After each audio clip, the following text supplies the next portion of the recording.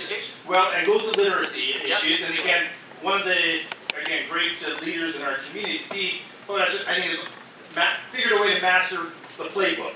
And I encourage him just to sort of share a little bit of the OverDrive story and how, again, the combination of using infrastructure standards, wholesale retail, and the like have really created value in our community, but also an incredibly valuable enterprise that Steve has. Well, thanks, Lev. And I do appreciate the framework. And I did just make the sale of your book. I recommend it. And they will make it available for you to check out. And I'll do it at Cleveland Public, also the People's University, as well as Grove Atlantic, who's your publisher, and you're distributed by PGW. So we distribute your title globally.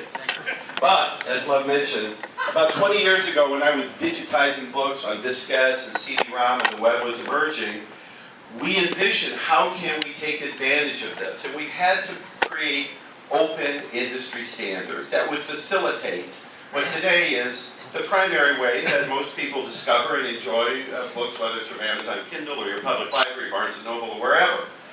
And it is a challenge, and I do agree that this can't be kind of a top-down. You want to have all the innovators, all the entrepreneurs, and the stakeholders get together and identify what are the data sets we need to really have this kind of vibrant interchange.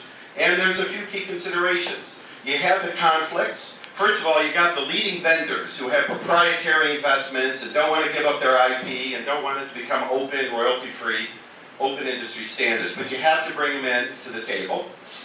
And B, you have to then look... the EPUB standards? Well, EPUB, my team is one of the authors, and we're one of the copyright holders of EPUB, and now EPUB 3 used globally. And when you do these standards, also you have to say, are we doing it just for the domestic community? Right. In that case, we had to go to EPUB 3 because of all of the global double byte language sets, and Arabic, and Patagaki, vertical kanji, and all that.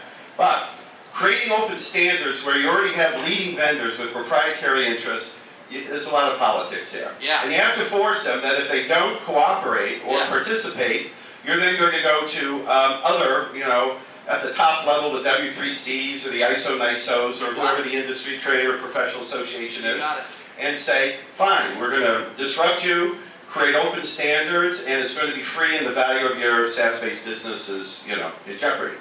But the other point is, when we were faced with a more immediate need to solve, and this was digital books, and books are coming into all the classrooms, and in 2004, under George W. Bush, he was trying to solve the problem of accessibility for those with visual impairments or print disabilities, dyslexic, blind, etc. And they basically, from the government, just said, if you want to get any dollar as a publisher, by selling any kind of curriculum or print book or educational material into any classroom in the United States, you are now required within a year to deposit a digital, open, royalty-free digital file standard with the Library of Congress set up with the American Printing House for the Blind, a repository that today holds every piece of digital textbook and curriculum. I didn't even know that. It's called the NIMAC, the National Instructional Material Accessibility Center. That's awesome. Any student walks into any classroom in America and parent, teacher, principal says, Johnny's got a print disability, they can go to the State Department of Education, there's 50 state agents, they can then make a request, and a digital open standard file is delivered for the benefit of that student. And the file it could go to a Braille printer, it could go to a very large print, it could be text-to-speech for audio accessibility. So I've seen two ways. The better way is get all the stakeholders from the Adobes and the Xerox we had to bring to the table, as well as all the startups and entrepreneurs and the app builders, and of course the publishers, authors, agents, rights holders. And then when there's a real urgency and a real trauma, legislative action. Every publisher in America could not sell their textbook into any school that got $1 from federal funding unless they got a certificate that a digital open standard file was on deposit with this national agency. Let me ask you a question, because I failed miserably on this subject. President Bush in 2008 signs into law the Higher Ed Opportunity Act. Similar question. if you're a student, you register for courses, and it's in a course system. Then you go to the textbook and you buy it at Barnes & Noble or whatever. The two aren't synced. So the Higher Ed Opportunity Act said, we want, the student has the right to a machine-readable copy of the textbooks they're responsible for buying in the course, and the ability to shop for them in a venue of their choice. Awesome law. The textbook lobby then added a little parenthetical, which is, comma, if available. So I called around, and I called all the IT people and all of it. I went to, what was the thing, EduCause and whatever, I did all that stuff. I'm like, hey, I went with the Undersecretary of Education, Jim Shelton. We're like, hey, let's get going. What are the standards for this? Crickets were chirping. They're like, I can't get around to that. I'm like, this is like 5 lines of code, people. What do you mean there's no standard for this? So we had the law. It had if available. No one did it. There was no community interest. And I probably should have done more than I did. Because then I was like, look, if you want to do this, let's do this. It's like 3 meetings. I don't think to this day we've got it. And we were just chatting earlier. If a student knew the textbook that they had to buy for class, each week earlier in the course, the semester starts September, if they found out as early as July, each week is like a 7% savings in the price of the book.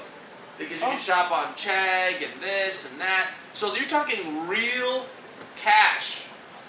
So the interesting question, and I didn't even thought about the public library angle in this, but here's the point. Tuition is like the national priority. Everyone's like expensive. We do not. In community colleges, textbooks exceed the price of tuition. Correct. So the interesting question for the community is, you've got the standards guru right here. Let's just finish that stupid thing. Well, How hard is you're this? fighting the textbook publishers. The textbook publishers are trying to protect their legacy business. Let's face it. There was 10 years ago, every single student that enrolled in, first-year freshman class had to lay out that $150 or $200 for that, 101 textbook. Yes. The textbook publishers are fighting tooth and nail to protect that model. Because of the digital portability and mobility and pay-as-you-go, and Chegg and Amazon and Follett, they are fighting and resisting. That's why they're not making it available. So, but here's the They want the student to buy it. The power of these convening legal structures is that they crumble when the standard exists.